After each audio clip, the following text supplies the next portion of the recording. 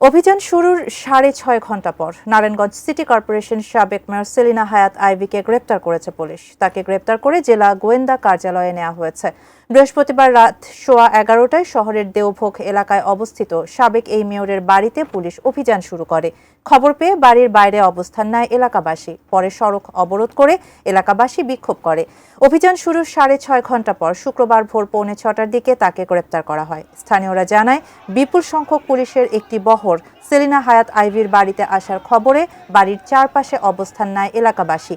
বৈষম্য বিরোধী আন্দোলনের সময় হত্যা ও হত্যার চেষ্টা সহ কয়েকটি মামলায় আসামি করা হয়েছে নারায়ণগঞ্জ মহানগর আওয়ামী লীগ সিনিয়র সহসভাপতি ও সাবেক মেয়র সেলিনা হায়াৎ আইভীকে। আওয়ামী লীগ সরকারের পতনের পর সিটি কর্পোরেশনের মেয়র পদ বিলুপ্ত করা হলে বাড়িতেই অবস্থান করছিলেন আইভী।